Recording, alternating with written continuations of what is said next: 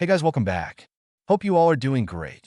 As you've seen in the title, in this video, we are about to see what if Naruto got into harem with Femme Orachimaru. This is part 1, and before getting into video, I request you to check the author of this fanfic and show some love and support.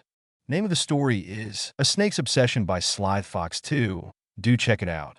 All details and description. And if you want next part of this series, please leave a like, share, and consider subscribe. Let's get into the video. Also check out Patreon for uncensored spicy content. Link in description. Sneak peek of part 2. A dark, misty forest. Naruto is cautiously walking through, kunai in hand. The rustling of leaves puts him on edge. Naruto, muttering, "Stupid mission. Why do I always get sent to these creepy places? If I see one more snake." Suddenly, a silky voice cuts through the silence. Female Orochimaru. "Oh, Naruto-kun, is that any way to talk about your elders?" Naruto spins around, kunai raised, and freezes when he sees a beautiful yet unnerving woman leaning casually against a tree. Her long black hair flows down her back, and her golden serpentine eyes glint mischievously. Naruto, stammering, "Wait, what the? Orochimaru? Why do you look like that?" Female Orochimaru, chuckling softly as she steps closer. "Surprised? Let's just say I've been experimenting. This form is much more effective for certain encounters." Her voice lowers, dripping with seduction. "Do you like it?" Naruto takes a step back, his face flushing as she circles him like a predator stalking its prey. Naruto, shouting, trying to steady himself. "Not like I care about that. You're still the same creepy snake weirdo, just with lipstick." Female Orochimaru, pausing, smirking with a hint of danger. My, such harsh words, but your body language tells me something else entirely." She leans in slightly, her breath almost brushing his ear. "You're trembling, Naruto-kun." Naruto gulps audibly and jumps back, his kunai shaking in his grip. Naruto, trembling? "Yeah, right. I'm just a cold." "Yeah, the forest is freezing, and that's the only reason. Not 'cause you're, weirdly, Orochimaru tilts her head, watching him flounder with amusement. Her sly grin widens as she steps closer, her tone now teasing. Female Orochimaru, struggling for words. "Are we? How adorable. Perhaps I've made more of an impression than I thought." She lightly brushes his cheek with a cold finger, and he freezes. "Tell me, Naruto, what are you so afraid of? Is it me? Or yourself?" Naruto's face turns crimson as he jerks away, yelling, "Naruto, cut it out. You're just messing with my head. I'm not falling for your weird mind games, or your creepy lady vibe." Orochimaru lets out a low, melodic laugh, the sound echoing eerily through the forest. Female Orochimaru, messing with your head? "Oh, Naruto-kun, the fun hasn't even begun. But for now." She steps back, her golden eyes gleaming. "I'll leave you with this sensation." She vanishes into the mist, leaving Naruto standing alone, blushing furiously and muttering to himself. Naruto, gritting his teeth, still flustered. "Why does it feel like I just lost a fight I didn't even know I was in? Stupid, creepy snake lady." Now let's start this video. The Forest of Death looked like a war zone. The two boys watched as their third teammate had a duel with an S-rank nuke. They knew it was hopeless. Even the most prodigious in the shinobi world rarely reached this level by the age of 12. There was no shame in his defeat. It was inevitable. Even if they all had attacked, nothing would have changed, and only a pact between summoners assured their safety while damning him. They knew Naruto was different. He'd only been with them at the academy a short while, as he'd opted to graduate 3 years early. But his push seemed to be more about how disliked he was by the instructors than any natural genius. However, 3 years of field experience is a gulf, and while they were still fresh-faced, even if more serious than the average rookie genin, they weren't battle-hardened like him. It was shown in his display, where he demonstrated a level of kenjutsu skill they didn't know he had and was utterly ruthless, attempting to maximize every advantage, but it wasn't enough. Even when he called upon that potent and frightening red chakra, his kenjutsu style becoming more feral as a result, it still did nothing. He couldn't touch her, and she toyed with him until she'd gotten her satisfaction. But she was also, weirdly, complimentary and encouraging. 2 strikes, one to the stomach and another to the face, hard enough to instantly concuss him, while also making him drop his sword, ended the ominous chakra cloak. She picked up his sword and approached him, grabbing the redhead by his neck. She whispered something in his ear and promptly stabbed him with his sword, channeling right-un chakra once she impaled him, causing the boy to scream. Their strongest member was done. They were surrounded by enemies and standing in front of Konoha's greatest traitor. Bleak was the only way to describe their situation. Narin, Aburin Kuan, come here please. It sounded like a request, but it was clearly an order, and both boys obeyed. She handed them a scroll to their confusion. I know you'll report this to my former sensei when you make it to the tower, but if anyone other than Naruto should receive this scroll, I'd have to kill both your clans in their entirety. Do we have an understanding? Both boys nodded while Shikamaru accepted the scroll. She departed soon after, and the boys collected Naruto and his sword, Shino opting to carry him on his back after they patched up his wound. They made haste to the tower, and luckily ran into only light opposition, nothing the two couldn't handle. They arrived at the tower, greeted by their sensei, whom wasted no time getting Naruto to the medical center while having them debrief in front of the Hokage. He made his way up to the familiar gate guards. A team of 4 was now only 1, but he'd changed. His eyes were harder, and he was sporting a scar above and below his left eye. He was not happy to know right-un chakra delayed his healing ability, but was assured the scar would be temporary, fading in months. He checked in as was protocol and made his way to the Hokage Tower to give his mission debrief. Given this was supposed to be a simple courier mission, lasting no more than a week, and it lasted a month and a half, it was of the utmost importance to know why, so the Hokage spoke to him immediately. Naruto gave the mission details, only the facts, and then presented the Hokage with 4 scrolls.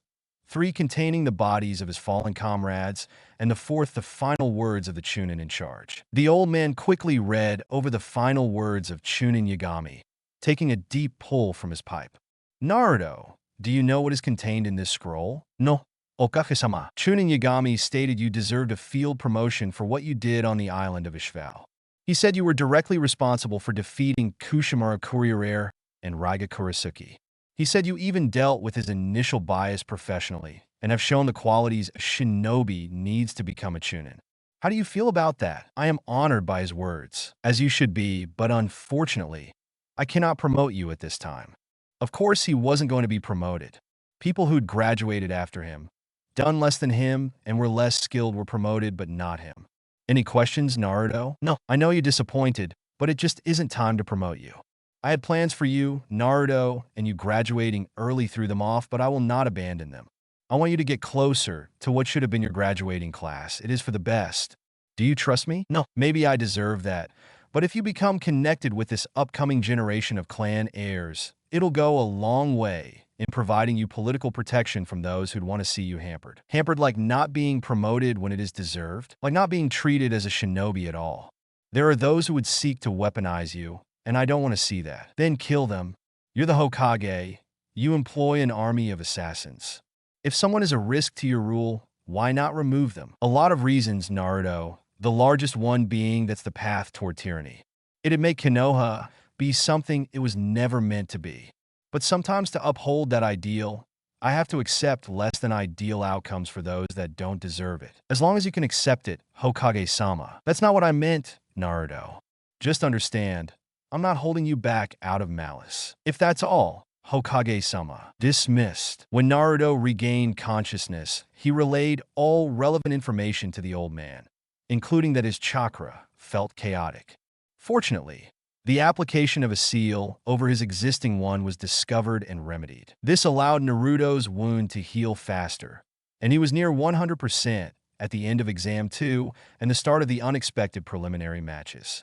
All 3 of the Soul Suna team passed. The fan user beat the weapons user from Team Guy. The puppet user bet some older Konoha genin that could dislodge his joints. The sand user defeated Kiba when the Inuzuka had enough sense to forfeit and likely saved himself from being killed. Sasuke Uchiha defeated another older genin, one that could absorb chakra through touch. It was a fast match. Sakura, Haruno, and Ino Yamanaka had a match. It was long and seemed to offer some moments of self-realization for both girls, so that was cool. Niji Hyuga defeated his cousin, but it was harder than he'd suspected, and the boy seemed irate. He didn't get to do more damage to his cousin. Choji lost to the sound Jin and Naruto prevented from attacking Kabuto. His two teammates defeated the others. Shikamaru knocked the girl out, while Shino crippled the other boy. It was time for the last match, him versus Rock Lee. He'd heard about Rock Lee, unable to use Nin and Jinjutsu but still passed and given a team, at the behest of his Jounin sensei. It was difficult for Naruto not to resent the boy. Only by creating his clone technique did he manage to pass the ninjutsu portion of the graduation exam. No one was there to advocate on his behalf because he had too much chakra, but someone who couldn't mold theirs properly got the personal approval of one of Konoha's premier Jounin. It's one thing for life to be unfair. It's another for it to be a complete asshole about making it clear. Naruto normally didn't dwell on who got things he didn't. It was a waste of time, and with no ability to change it, it felt self-defeating and pointless. He wouldn't ignore the unfairness, but harping on it just wasn't useful. However, since his humiliating defeat, he's been in a sour mood. He knew he couldn't win. She was better than him in every way, and yet it still felt like his pride had been shattered. He didn't understand why. It didn't make sense, but it did piss him the hell off. "Are fighters ready?" the sickly proctor asked. Both boys give an affirmative response before settling into their fight stances. Lee in his Gukken stance, Naruto with his right hand on the hilt of his sword. "Hajime," he said, and both boys sped toward each other. Naruto got the better of the exchange, rotating around Lee's punch and hitting him with his blunted sword thanks to seals in the neck with enough force to send him into the wall. Had the sword not been dulled, Lee would be dead. Naruto stopped, fighting his instinct to press the advantage. This is a Konoha Nin, and he was hit pretty hard, so Naruto would allow him to give up as he may be injured or knocked out. To his mild shock and sincere annoyance, the green-clad boy got up and resumed his stance. Naruto sped toward him again, this time hitting him in the left shoulder with an overhead strike and kicking Lee in the stomach, sending him back into the wall. It was weird. While not as fast as he could see that Lee could track him, but couldn't move fast enough to counter. "Take them off," Lee guy shouted, and the boy asked if his sensei was sure. The man gave him a thumbs up, and Lee speed up to the balcony where the genin were observing. Naruto quickly put it together. The boy had been wearing weights and saw a reason to change it. Before Lee could remove his weights, he was hit with another sword strike, hard enough to potentially break a few ribs, and was sent careening to the floor. "Sorry, Rakuen, but if you willing disadvantage yourself, I can't allow that to change." Guy's protege was on the ground, holding his ribs. The 3 attacks he's absorbed having taken a toll, but he refuses to back down. "I won't let this end here. I will show Dash. I hate to interrupt you, Rakken, but the only reason you aren't dead is because I haven't wanted to kill a fellow Konoha shinobi," Naruto said before biting his finger and running across the ceiling array on his sword, removing the barrier from the edge. "You've taken advantage of that by not yielding and stepping on my mercy. Normally, I'd likely overlook it, but you've caught me on a bad day. This is your only warning. If you get up again, I'll come at you with the intent to kill." "I won't give up, Naruto. I will show hard work can trump a genius like you," Lee said, managing to make it to his feet. Before he even took a stance, Lee was surrounded by cherry blossoms. Their fragrance was so alluring to the battered genin. It put him in a peaceful state. So peaceful he momentarily forgot he was in the middle of a fight. That is, until he heard a snap and the cherry blossoms seemingly attacked him. Then Lee felt pain all over and fell to the ground in a bloody heap. Most of the genin saw what Lee saw, him being surrounded by cherry blossoms. The Jounin knew it was a Jinjutsu, but didn't dispel it so as to not interrupt it for Lee. While he was distracted, Naruto sent a series of wind blades toward Lee, but it appeared as if the cherry blossoms suddenly grew sharp and attacked. Once Naruto dropped the illusion, all saw Lee cut at various spots on his body. The cuts weren't deep, but were numerous and appeared to be quite painful. Naruto waited for the proctor to call the match when, astoundingly, Lee tried to get to his feet once more. Even in mind-numbing pain, the boy wouldn't give up. Many would find it admirable, more so foolish. Naruto found it offensive. "Why?" the redhead questioned. "Because I want to prove I can become a splendid shinobi with nothing but taijutsu," Lee said, finally standing again. Naruto didn't know why, but this angered him. This wasn't his only chance at the Chunin exams, and even if the boy couldn't use chakra techniques, he could pick up a weapon. But more than that, he was being an asshole. Even if he won, what would it prove? That Naruto was an idiot for being merciful? Because until recently, almost no one gave a shit if Naruto became a splendid ninja. This toolbox had the nerve to call him a genius. What does he know about burnout Tenketsu from performing an original jutsu? The research, the notes and diagrams. When something doesn't work, going back to the start, going back to chakra theory, or what hand signs do.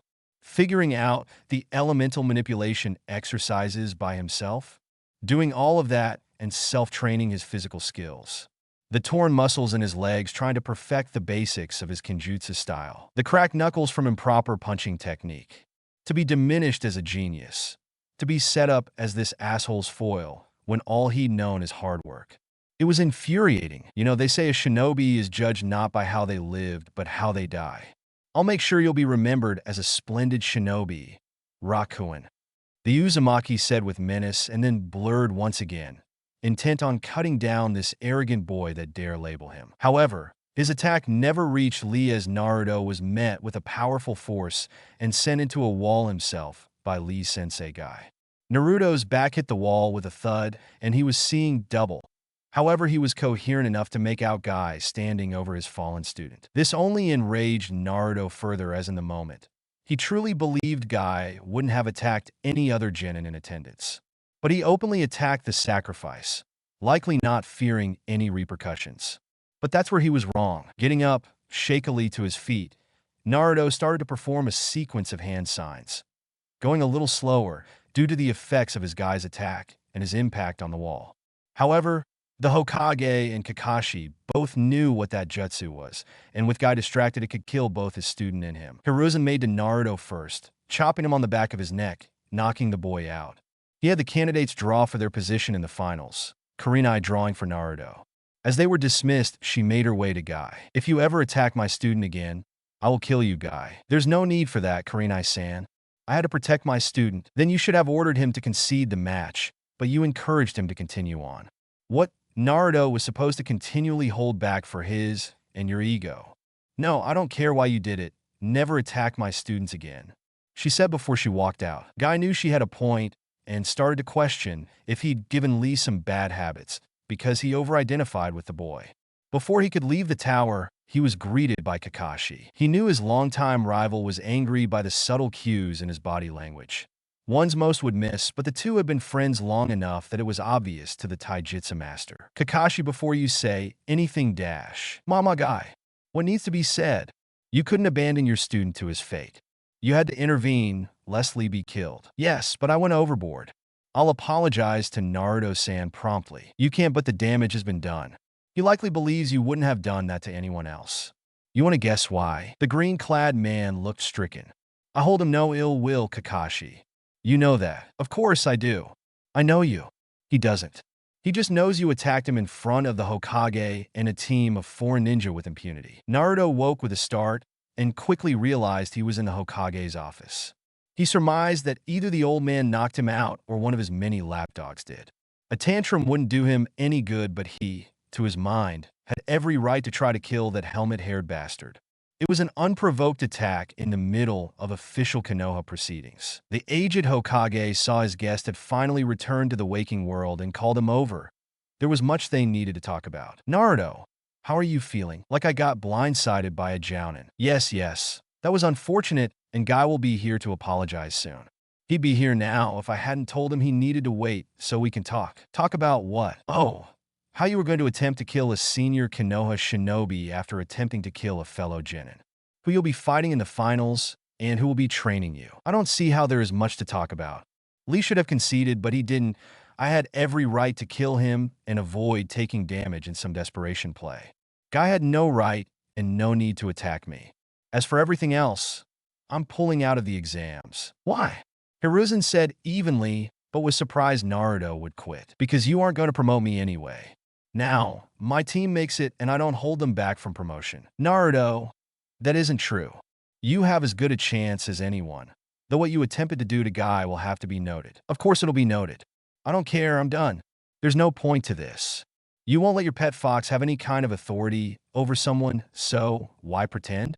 So I can entertain people I don't like? No, I'm done. Naruto, I've never treated you like you were the fox. You may be unhappy with me, but I deserve more credit than that. How do I know why you do the things you do if you don't tell me? 3 years you left me in the reserves while people not as good or dedicated as Migata Jounin Sensei. 3 separate Ms-ranked missions, 3 recommendations I be promoted to Chunin, and you ignore them and won't tell me why. You ignored the last words of one of your shinobi in my graduating class? Most of them wondered why I was still a genin. People who graduate early aren't supposed to be stuck on the lowest rung. They questioned my abilities, and what could I say? You were intentionally holding me back. What a whiny asshole I'd look like then. It's bad enough you let them all treat me like an infectious disease and tell me to deal with it. It was worse still when you've lied to my face, but tell me to trust you. But now, you won't even give me what I've earned, and you want me to be happy about it. Hiruzen knows Naruto is right. The boy has no reason to trust him. He is keeping things from him, trying to hide his past misdeeds, done with the best of intentions to protect the village and Naruto. But it's a house of cards, one in which Naruto, acknowledged as an adult, by turning 16, or a Chunin would topple. He's worked hard to fix what he's broken, but he hasn't managed it yet, and Danzo has only made the situation worse. Hiruzen knows he should have killed the man years ago. He was always too light on those he considered friends, and it allowed the man too much power in the shadows of the village. A village can't have 2 leaders, just like a person can't have 2 masters. Something has to give, and it has to be soon. He wishes he could tell Naruto everything, make him understand his reasoning, but he can't.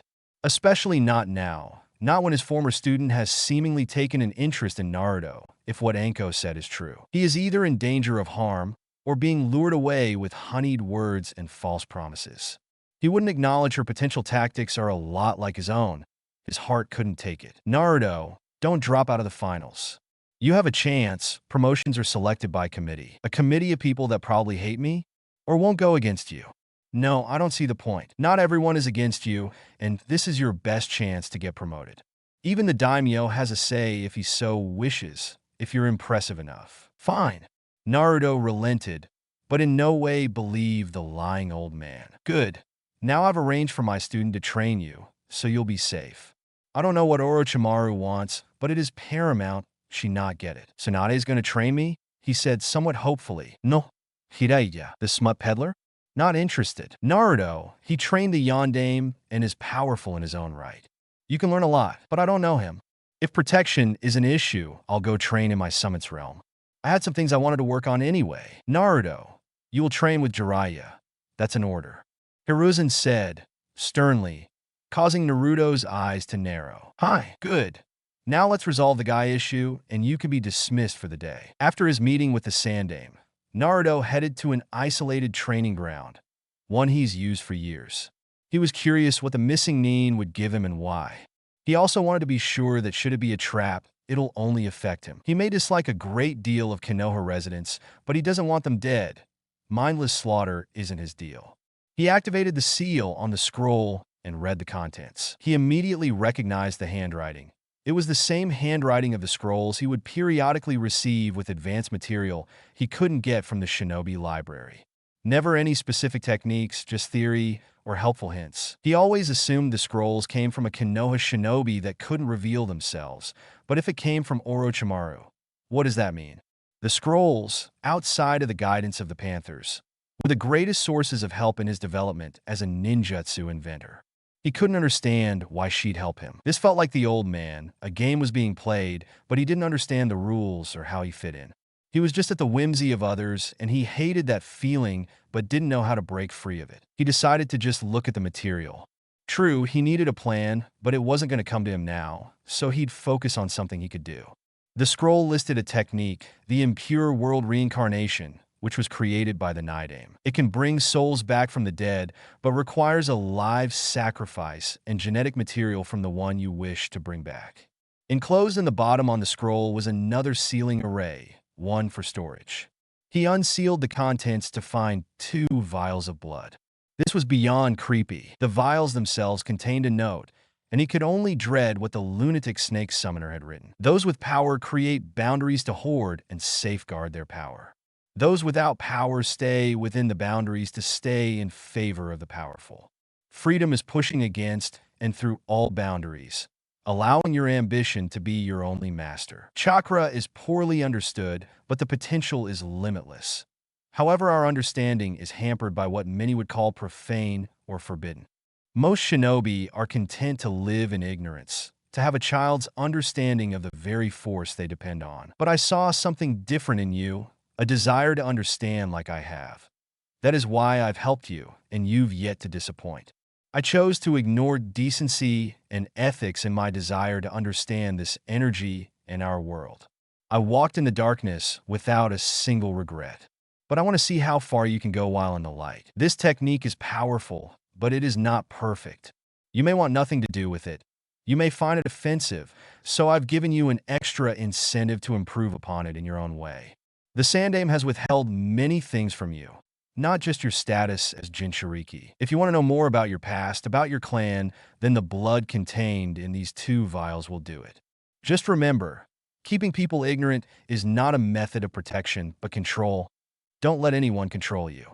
Break free of anything that holds you back. Burn it down and kill it if you must. I look forward to seeing how far you get by month's end. It could be a lie. He says it but doesn't believe it.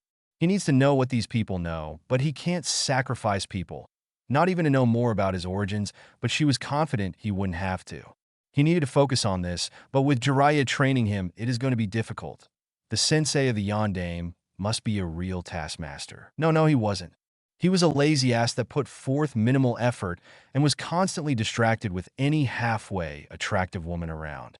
Naruto would be annoyed, especially since this man was clearly here to be his watcher more than his trainer, but his negligence was beneficial, so Naruto wouldn't complain. Though, he'd rather train with Kurenai-sensei, since she actually gives a damn and has been helpful coming up with intensive chakra control exercises for him.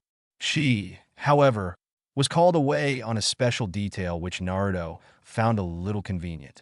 So, he was stuck with this idiot as a trainer. What were they working on? Initially, it was going to be summoning until Naruto informed him he already had a contract. But he was insistent Naruto signed the Toad contract too, so the Elder Toads and Bagheera, the boss of the Panthers and Naruto's personal summons, were hashing it out, so nothing more to do there. Drawing on the Bijou chakra? He can already do that, and how can a non-Jinchuriki that has never trained one help him? So, the last project was the Rasengan, the Yondaime's personal jutsu. It would be useful as an attack jutsu and helping him in perfecting pure shape manipulation.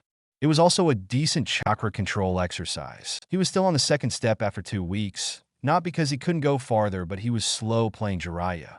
No sense in doing this faster than necessary. Naruto practiced it while he sent an overcharged shadow clone to the Panthers to unravel the impure world reincarnation. The key to Naruto's understanding of the jutsu was to remove the mysticism from it and think of it as a chakra exercise. A soul was not being called back. Yin chakra was. The genetic material was a bridge. It contained both the yin and the yang chakra of the person being returned. The sacrificial body was for the additional yang chakra.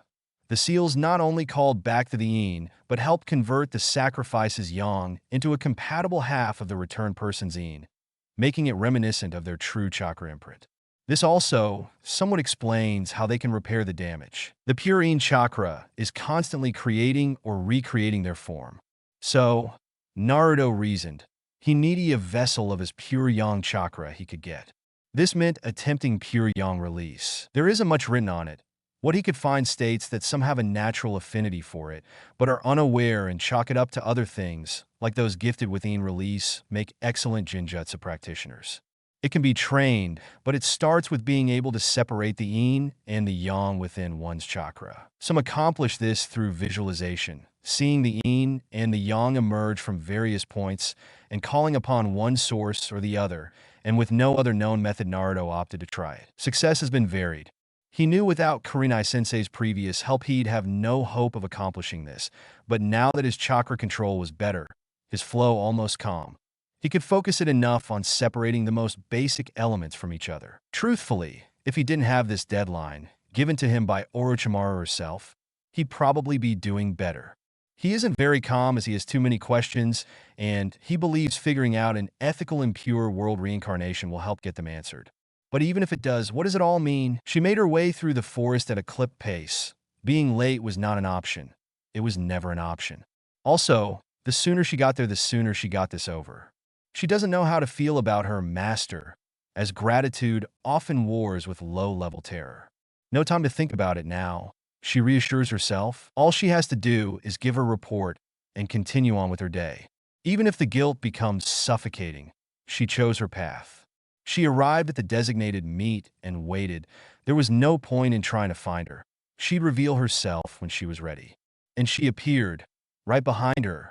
She was impressed she managed not to jump in fright. Immediately, she began kneeling, as is expected of her, causing the woman to laugh before speaking. So prompt, as usual. Hi. Well, what do you have to share with me? He is being trained poorly by Jiraiya and appears to be unhappy with the arrangement. Jiraiya seems more like his watcher than his sensei. The woman nodded at those words. What else? Every morning before his workout, he sends a shadow clone with approximately half his chakra somewhere with a panther summons. Their realm. He must have his shadow clone training in secret, so not even Sarutobi can spy on him. Clever boy. Is there anything else? Once he's done training with Jiraiya, he practices his kenjutsu, does a light workout, and then heads home. There he does research until several of his summons meet with him. I'm assuming they are performing surveillance of his competition. I scouted the other finalists. All but Shino-kun and Shikamaru-kun have subtle but unnatural shadows following them, and none have appeared to notice. Kikuku, you've done well. I want you to cease your surveillance. It won't be necessary any longer. But what? I thought you'd be relieved to no longer have to spy on him. Don't tell me you're nursing that silly little crush. She asked, but her subordinate didn't answer. You are? TSK, TSK, TSK. You know that can never go anywhere, yes? Even if you were to turn his head, that wouldn't end well for you, yes? Hi, she said through gritted teeth. Don't be glum. You'll get what you truly want. Just forget about Naruto-kun. Hi. Good. You are dismissed, Hinata-chan. Jiraiya. How is he doing? He's getting it faster than I did. Why isn't he a Chunin yet? He has the mission record for it. We've been over this. I won't always be here to protect him. He needs allies and ties to the village. He is startling little, and I've long since alienated him. No one who is graduate early has ever been sent to the reserves, so I can't imagine why he took that as an insult. He wasn't supposed to be allowed to take the exam if there was a reasonable expectation he could pass. Irika and Mizuki assured me he couldn't do the clone jutsu. With his chakra levels, he'd never be able to with what they teach in the academy. Tell me, sensei, why I should be happy with you setting my godson up to fail. I would have taught him another clone jutsu at some point, but him failing the exams outright would have made it possible to put him on Kakashi's team. You were going to make him the dead last to satisfy Minato's brat? You manipulative bastard. Is this why you've had me stay away for so long? So, I couldn't see the strings you were pulling. Enough, Jiraiya. You were needed out there. As of now, Naruto has very few connections to the village. He seems to like his teammates and his sensei, but they've only been together for 6 months. That's hardly enough time to sway him, should he decide to leave. He wouldn't leave, he's no traitor. I hope you're right, Jiraiya. It was 3 days before the finals and Naruto had finally done it. It'd take some time to perfect it, even more time to develop his in release, but as of right now, he could perform purely Yonjutsu, and it was time to attempt the impure world reincarnation. He got time off from Jiraiya once he demonstrated you could perform a completed Rasengan, which he has to admit is a damn fine jutsu. He was in an isolated clearing in the Panther realm and had a barrier erected just in case things went poorly. He had contract seals at the ready, but didn't want to put the control seals mentioned in the scroll. He took some deep breaths, calming his nerves. Yang release. Shadow clone jutsu. Naruto said, then started the ritual for the impure world reincarnation. Once he was sure he had it complete, he performed the hand signs and whispered, summoning. Impure world reincarnation. Naruto didn't have to wait long for the jutsu to take effect, as each of his Yang clones were encased in an ethereal glow. Soon, both started to change their shape, taking on the forms of those called back. Naruto was shocked to see 2 women with hair similar to his, though neither had his blue eyes. Both women looked confused, as if a haze had yet to be lifted. They noticed each other first, both shocked. Mito-sama / Kushina-chan? Both questioned before they looked at the boy before them. Mito was silent and confused. She had no clue who this whiskered cheek boy could be, but in her peripheral vision she could see Kushina trembling, as if trying to not cry. Sochi? Is that you, Naruto? Where are we? This doesn't look like Konoha. I'm Naruto, and this is the realm of the Panthers, my summons. But what do you mean, Sochi? Naruto wasn't dumb, but after being denied information about his parents' entire life, the idea that he'd just brought his mother back was unbelievable, though the woman hugging him fiercely was quickly putting his disbelief to rest. It was sad, but Naruto couldn't ever remember being hugged before. The feeling was indescribable. I'm your mother, Naruto. Didn't Hiruzen tell you about Minato and I? How has your life been? She blurted out, finally releasing him. The old man said he didn't know who my parents were. My life? I was a pariah growing up. Not even my academy instructors liked me, so I graduated early at the age of 9. The old man didn't put me on a Genin squad for 3 years. Naruto explained before something clicked. Wait, Minato? You don't mean? Yes, Sochi, the Yondaime was your father. I hope you don't hate us for what we did. I argued against it, but Minato was convinced you'd need the Kyuubi to defeat the man that attacked us the night you were born. I don't hate you. I guess I just wish things had been different. Almost everyone treated me like I didn't exist. Naruto-kun? Mito spoke. She hated to interrupt this moment between mother and son, especially since Kushina must have died almost immediately after giving birth, given how weak a Jinchuriki seal becomes during childbirth. But she needed to know how he brought them back. She was familiar with Tobirama's abomination, and lonely childhood or not, she couldn't accepted someone being sacrificed to return them. Hi. Did you perform the Edo Tensei? Hi. Sochi. No. You can't just sacrifice people. I didn't. I used a shadow clone made with Yang release. He quickly explained. Oh, that was very creative. My Sochi is a genius, Mito-sama. Actually, I'm not. I just work really hard at and don't give up. Nothing genius about that. I don't know about that. Naruto-kun. Tobirama never came up with this, and he invented both jutsu. Seems obvious in retrospect, but the best insights do. Mito said, Era, you knew the Night Aim? Yes, I did. He was my brother-in-law. I'm Mito Senju, ne Uzumaki, and your predecessor. How so? I was the first Jinchuriki of the Kyuubi. Kushina here was the second. Were you both hated too? No, Sochi, no one knew we contained it, and I don't understand why Sura-chan would tell others. Mito said before a realization hit her. Naruto-kun, if you didn't know who either of us were, why did you summon us? Orochimaru gave me the jutsu to figure out, and said if I did I'd have answers about my history. You're Orochimaru's student? See? You are a genius. She wouldn't bother with someone untalented. No, she's a missing Nin and considered Konoha's greatest traitor for illegal experimentation on villagers, he said, to receive a fist to his skull. Why would you trust the word of a missing Nin? Because I was desperate. The old man keeps me in the dark about everything concerning my past. He's manipulating me, and I don't know why. I need all the information I can get in case dash. In case what, Sochi? In case I need to abandon the village. He's already denied me a Chunin field promotion 3 times and never once explained why. I don't trust him, and I don't like the villagers, so I need to make arrangements. Is it really that bad? Kushina asked, shame filling her for what she allowed to happen to her son. The villagers deny my existence. They've never hit me or anything, but I know I'm not wanted, and being stuck as a Genin isn't raising my profile. I don't get it. Why wouldn't Hiruzen want you to be a Chunin? Yes, you get more authority and can take on dangerous missions, but rookie Chunin are hardly exposed to top secret documents or state secrets. Kushina said. Mito sat quietly, piecing together everything she knew about Konoha law and what Naruto told her, and came to a conclusion. I think I may know why, but it doesn't make sense for it to be the reason. She started, and proceeded to explain her theory. Hiruzen never much cared for the daimyo's satellite residence, the place he stayed when visiting Konoha. It was too ornate for his tastes and gave the feeling of being both too open and claustrophobic. He was curious why the daimyo had summoned him. The two usually speak after the exams are finished. They had a good working relationship, but weren't close. Not like Hiruzen was with the man's father, or how he was close to Minato. He arrived in his sitting room, and was surprised when Danzo was there as well. Hiruzen bowed to the daimyo and took his seat. Immediately he felt off as someone. Hiruzen reasoned one of the guardian ninja, activated a seal, and Hiruzen felt his chakra become suppressed and out of his control. He saw Danzo came to the same realization. This was a trap. They had both been restrained, and while strong, Given their advanced age, they were weak without their chakra to buttress the ravages of time. Thank you both for arriving so promptly. There is a matter we need to address, and I didn't want either of you to do something foolish, like try to manipulate me with a stolen Sharingan, the daimyo said while staring at Danzo. The man couldn't hide his shock and cursed he couldn't summon his root to extract him. Your shadows are already dead, Danzo. How dare you come to my residence with armed guards and try to hide their presence from me? Foolish old man.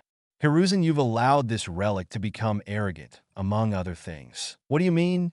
Daimyo-sama. Oh, all will be explained, but first I need to tell you a story. A little over a year ago, Tsunade paid me a visit. She actually requested an off-the-books meeting as she needed what was discussed to remain a secret between her and I. Of course, was surprised. Tsunade hadn't been involved in shinobi affairs in decades, but never acted contrary to my interests, so it was neither here nor there. When she arrived, she relayed to me a story of her own. How she'd met a young Uzumaki boy.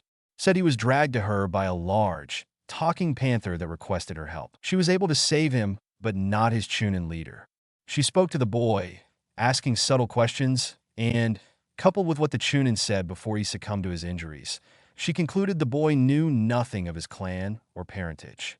Apparently, he was a pariah due to his status as a Jinchuriki, and his ostracization was near universal. She said he claimed he had existed on his orphan stipend until he graduated. Now that confused me, because he would be a clan heir, and in Fire Country, when one is the last of their clan, they are provided housing and are given a generous allowance from their clan funds, while said funds are managed by the financial advisors I select to make sure they are not cheated. Tsunade had no reason to lie to me, but I couldn't just act on her word. She understood and only requested I perform an audit into Kushina and Minato's finances and anything else I could find out about Naruto. She gave me a blood sample and said if I should get any genetic material for either Minato or Kushina, she'd happily run the test to prove he was indeed their son. It didn't take long for the auditor to find the accounts had been tampered with, funds extracted illegally. It did take the auditor a while to trace where the money went for each large withdrawal, but he did it.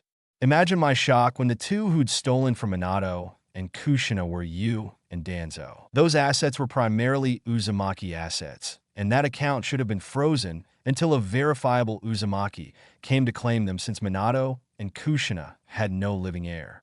Next was getting the samples needed for the DNA test, but I did and immediately summoned Tsunade back to run the tests. Imagine my shock when she confirmed her suspicion. I, of course, then ordered a quiet investigation to Naruto's life. And shocked I was again. His status as a Jinchuriki announced by you, but some flimsy law telling no one to talk about it. Him receiving almost nothing but scorn and having to live in near poverty conditions when he should have had a comfortable existence. And then to see you deny him a promotion in order to avoid being discovered. You thought if he never made Chunin, you'd never have to give him his full inheritance, and it wouldn't trigger the automatic review I've instilled? Why? Hiruzen? Why all of it? Why did you lie to me? Why did you ignore my laws? Why did and do you allow this demon in human flesh to run circles around you? Have you grown so weak you simply cannot perform the tasks required of an Hokage? I lied about Naruto's heritage to protect him. The village was weak, weaker than it had ever been after the Kyuubi's rampage. Then why not send him to the capital? I could have protected him and made sure he'd be healthy and happy. I initially believed the villagers would get over their pain and see Naruto for who he is. And the money, why did you steal from Naruto but deny him what he was entitled to? Same reason. We were in a terrible financial situation, especially so soon after a war.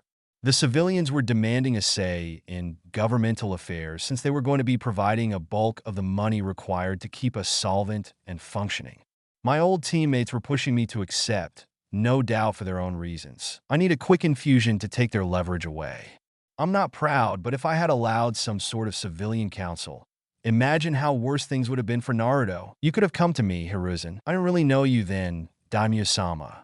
I couldn't assume you wouldn't diminish my authority as well. So great is your concern about your authority, you do nothing to curb Danzo's excesses? I can't justify that.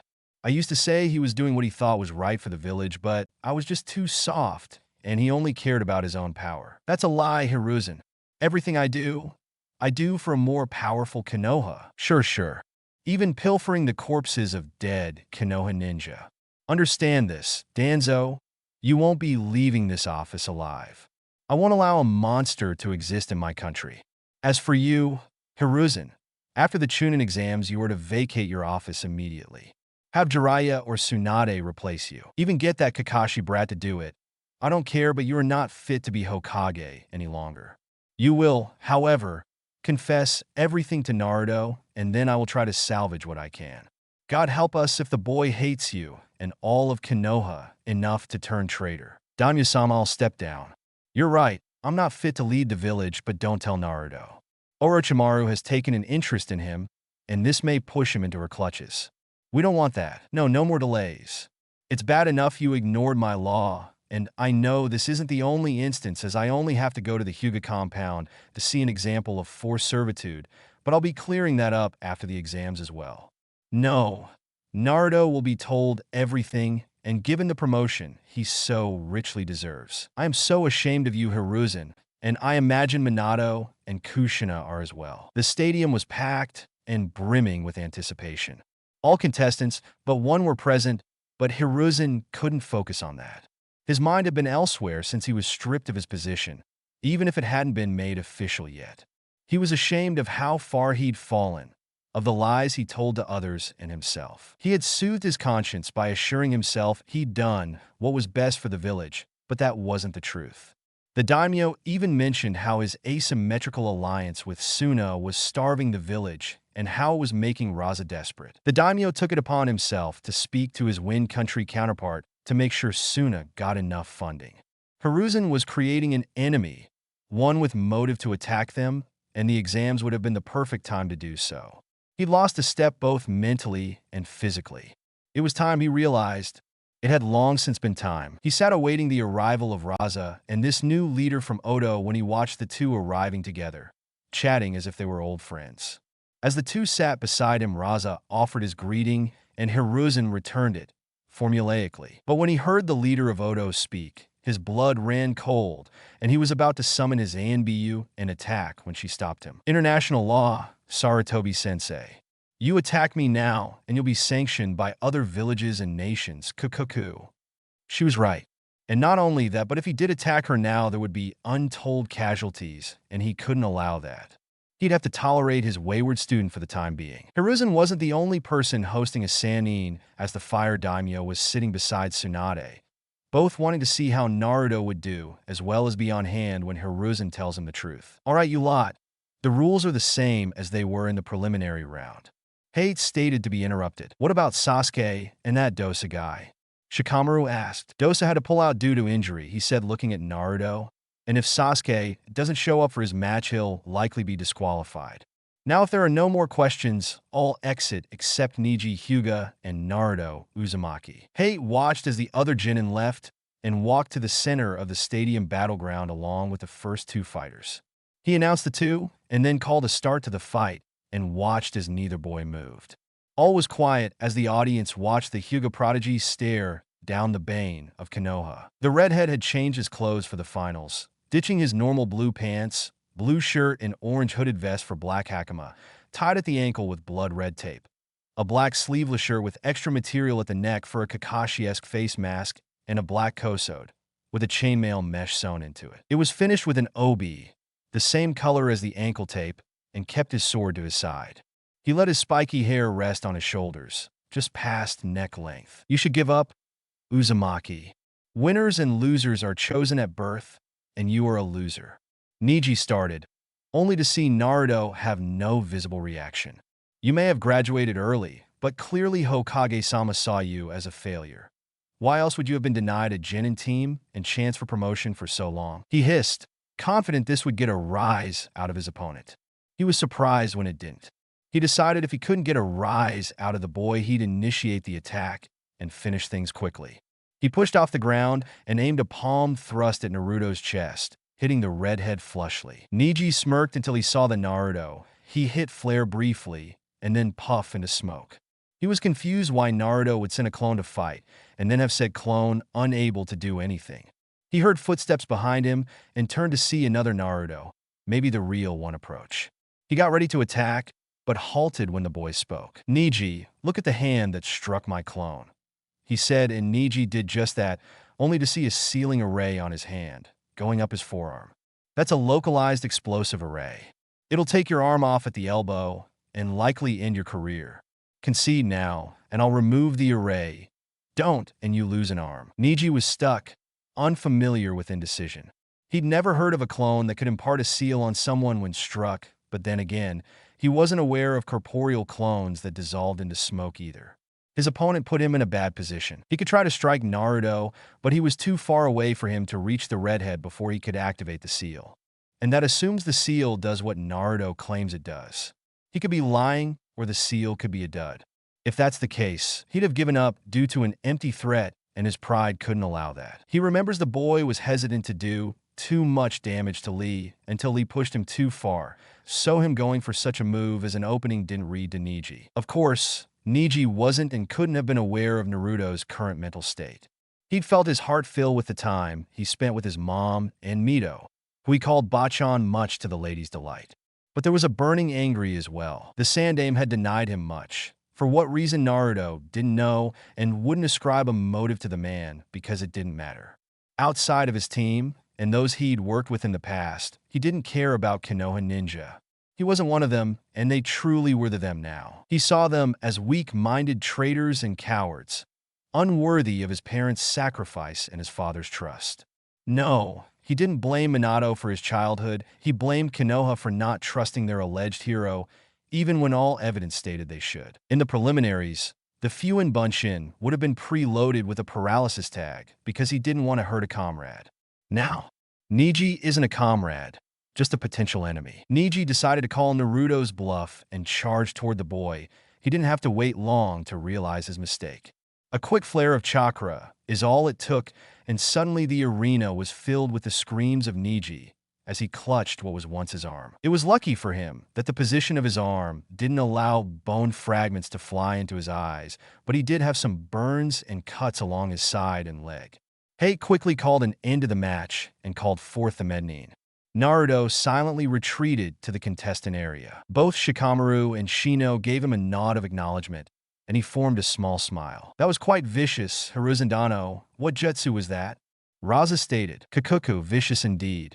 It appears Konoha can still turn out real shinobi every now and again." Hiruzen ignored his student as he began to answer Raza. Indeed, but Naruto gave him a chance to concede.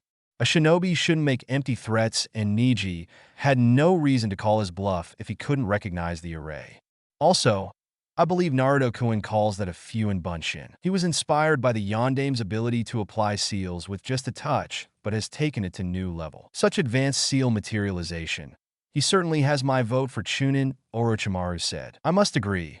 While short, he did enough and revealed very little of his abilities." Raza added. Hiruzen simply nodded. The Jounin sensei were quiet at the end of the match. Truthfully, none knew what to expect out of the match. Niji was hailed as a genius, whereas rumors circulated that Naruto had killed 2 A-rank shinobi in a single mission.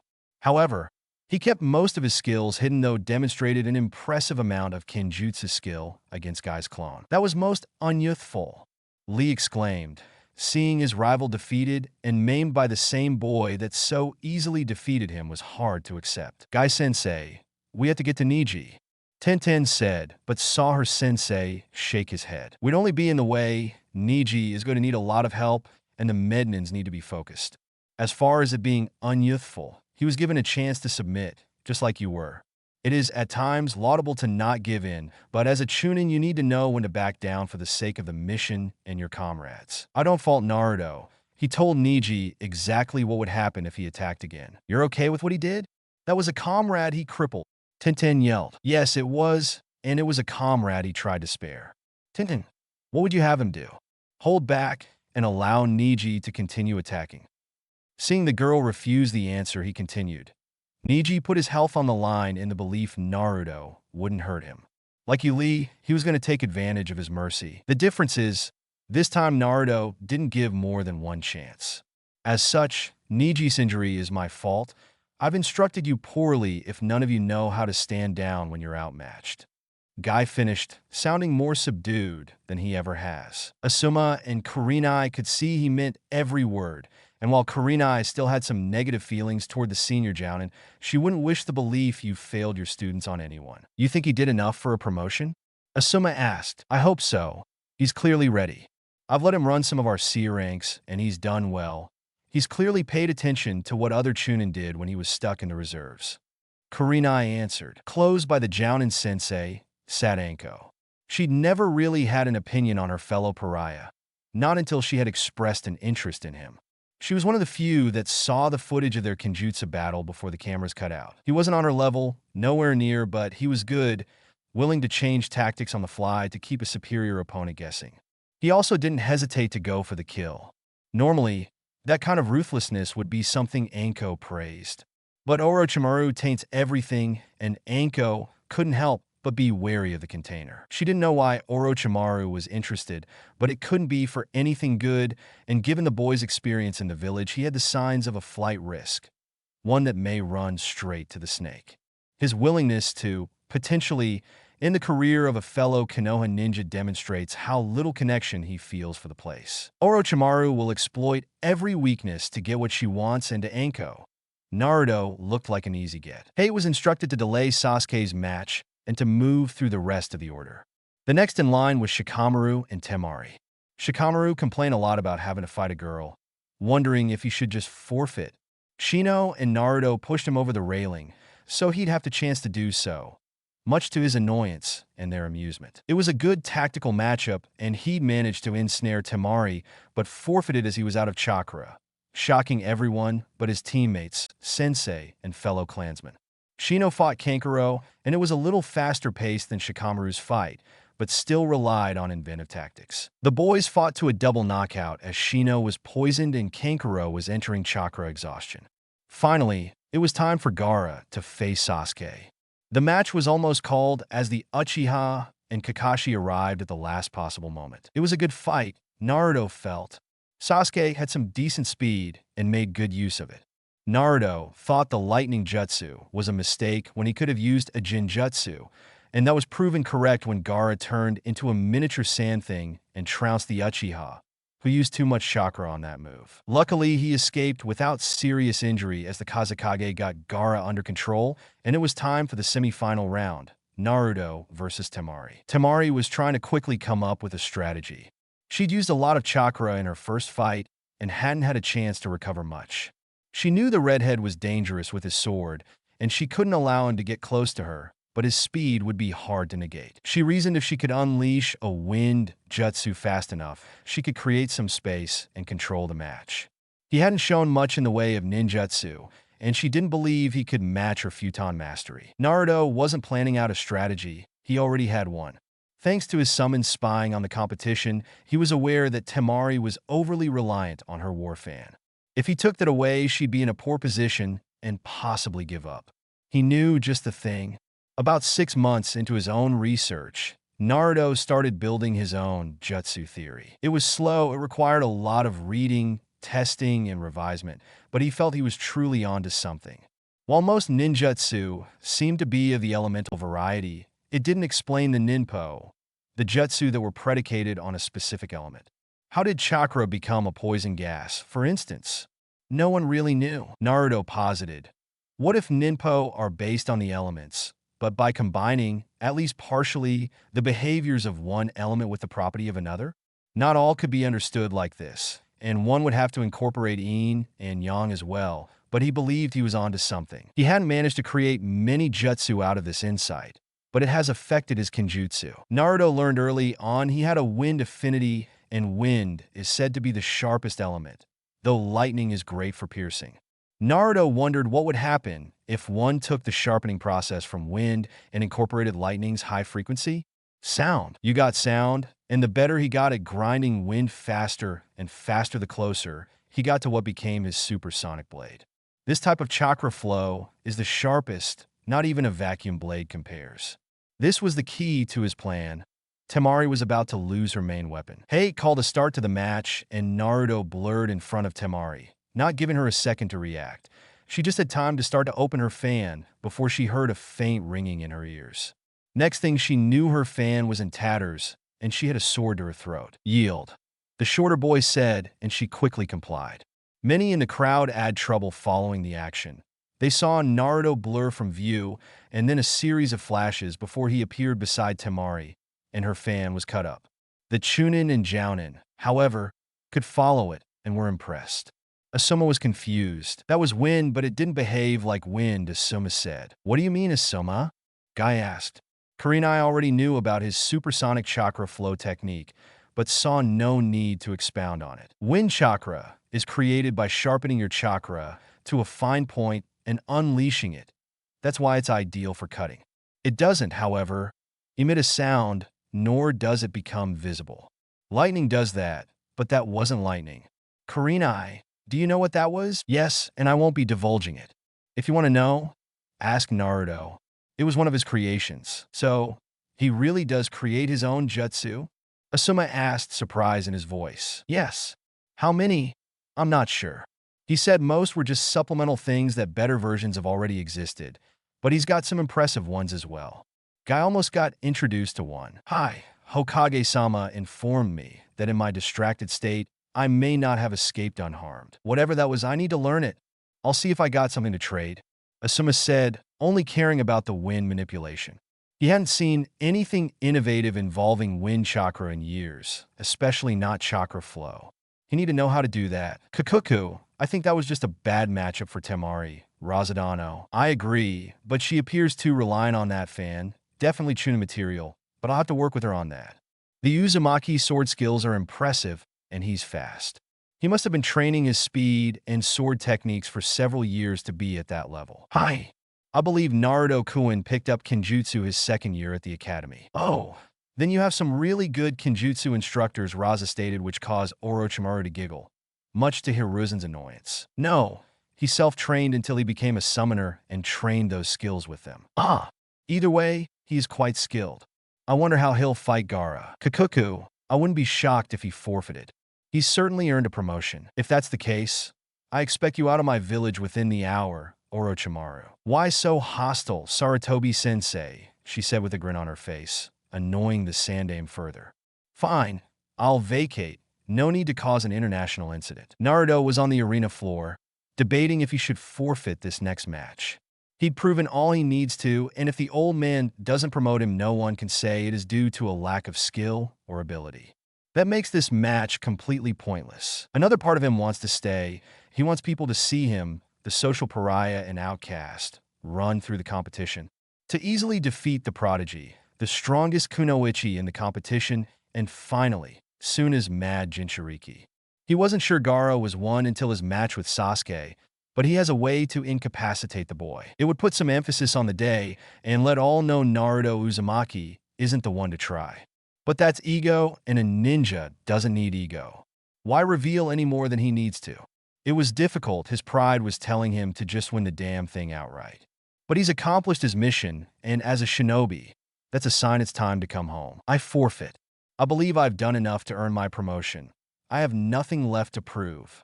Naruto announced and saw Hate nod before he exited the arena via Shunshin to appear by Kurenai, who gave the redhead a hug and congratulated him on performing so well. Hate crowned Gaara the winner, though the boy didn't look pleased and called the Chunin exams to a close. Just as they were starting to depart, an ANBU appeared by the Jounin sensei to retrieve Naruto, per the Hokage's orders. Naruto couldn't hide his annoyance. He wanted to go check on his teammates, though he suspected Shikamaru was just napping in the med bay. Naruto arrived with the ANBU to the Hokage Tower and was escorted to the Hokage's office. Naruto really didn't understand why this ANBU was on his ass, but he just ignored it. She was only following orders. When got to the office door, he saw two samurai standing outside it, which was weird. The ANBU ordered him to stay there until he was called, and then she went inside the office. Those were some pretty sweet sword skills, kid. Never thought I'd see a Tenkin user, especially not a shinobi one. You know my style? Yes, it's an old style, but most people can't learn it due to the damage done to the leg muscles. How long have you been practicing, and how many steps from the Shikuchi was that? I started learning when I was 7 from a scroll that was gifted to me, and I was 3 steps shy. While I can move faster, I can only go up to 2 steps for the Shikuchi until my body matures. Naruto said, while rubbing the back of his head. He wasn't used to being praised by strangers, nor getting to talk kenjutsu. It was nice. Impressive, the same samurai said. Oh, and just a word of warning, the daimyo is in there, so mind your manners. Thanks. Being an orphan, that stuff doesn't come naturally, but I'll do my best, samurai-san. It's Sojiro, kid, and this is Shishio. Naruto Uzumaki, nice to meet ya. Likewise, Shishio said. The trio continued to chat away until Naruto was summoned into the office.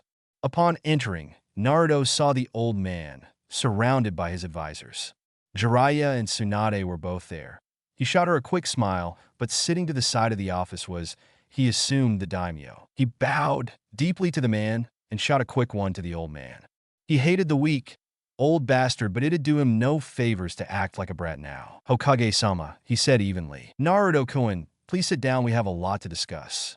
First, I want to congratulate you on your promotion to Chunin. It's long overdue. Hiruzen said, and saw Naruto's jaw tense for a split second. Thank you, Hokage-sama. No thanks necessary. Next, Naruto, I have to tell you some things that will not be pleasant for either you nor I. I just want you to listen completely, and then we can discuss where we go from here. He saw the redhead nod and continued. After the QB attack, the village was in a vulnerable position, and the Hokage position was as well. We needed more funds to keep ourselves functioning, but the more civilians wanted power in exchange. I could levy taxes, but they could also leave. I couldn't afford to call their bluff or wait them out, so, in a moment of well-intentioned idiocy, I pilfered from an account. An Uzumaki account. Your inheritance. I won't lie, it was a large sum, though I managed to pay it back years later. With interest, I didn't watch the account as closely as I should have. Another person also took a generous sum from the accounts. He never repaid what he stole, likely banking on blackmailing me should I call him on it. Trying to fix what I did or allowed to happen has taken a long time, and truthfully, you have not been made whole. That is why I have delayed your promotion. When you become a Chunin, you are a true adult, and in accordance with Daimyo-sama's laws, are granted full access to your clan funds and vaults. You reaching this rank also triggers an automatic audit from an accountant approved of my Daimyo-sama himself. He took a moment to collect himself, and then continued. This law, designed to protect the last member of loyal Konoha clans, would have dictated you be provided a house and a plot of land with the option to expand your property up to 10 years after you made Chunin. The issue is, for me to have followed the law for you, it would have required my revealing who your parents are, as the funds to purchase the land comes from a tax paid by all shinobi clans. Even yours has paid into this account, even though there have only ever been 3 members residing here. Naruto, your parents are the Yondaime Hokage and Kushino Uzumaki. I know. How? That hardly seems relevant, Hokage-sama. Please continue. If any of your parents' enemies realized they had a child, one that was unprotected in a village trying to recover from a massive attack, you'd either be kidnapped or dead. That's not entirely true, Hiruzen. Tell him the whole truth. The daimyo ordered. I could have sent you to the capital. Minato and Daimyo-sama were close, and the royal family has always had a good relationship with the Uzumaki, which is why much of their wealth wasn't lost during Uzushio's downfall. I didn't send you away because I wanted you to grow to love Konoha and desire to protect it like your parents did. How could revealing my status be any safer than revealing my parentage? I believe the people would follow Minato's wish to see you are a hero. I underestimated the hurt they carried and how my law only allowed the ignorance to fester. Because I didn't address the issue diligently, it left an open space for their irrational fears to grow and grow and grow. With you advancing as fast as you did, many were concerned it was the fox. Even my shinobi that should have known better. Who was the other person that stole from me, and why did you let him? His name was Danzo Shimura. He was once a friend and a longtime rival of mine. He used to head a division of ANBU called Root. While militant and misguided, he truly loved Konoha, and I used that as an excuse to ignore when he'd overreach. He was executed on Daimyo-sama's orders. When did this occur? 2 days ago. That long? You let him use my family's resources for God knows what, and did nothing. I won't lie to you, Naruto. I've held the seat for too long. I've been soft when I should have been firm, too trusting when I should have been suspicious, and too passive when action was needed.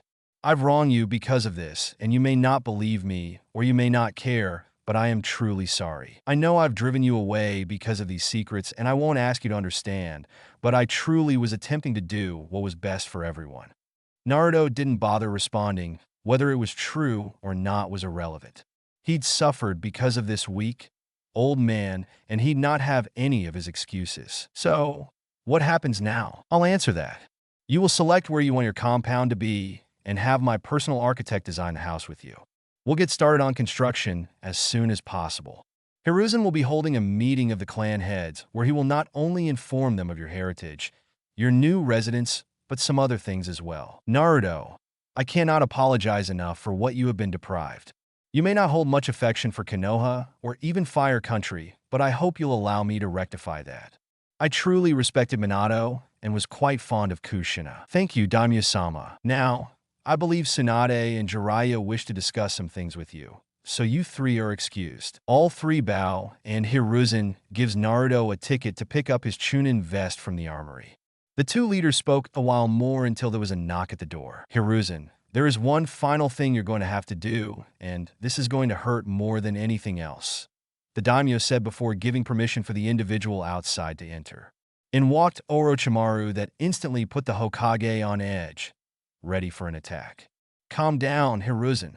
She is here at my invitation. Orochimaru has provided me proof that everything she did she was ordered to do by Danzo, and seeing as how you did virtually nothing to stop him, she shouldn't be held responsible for the orders of a superior officer.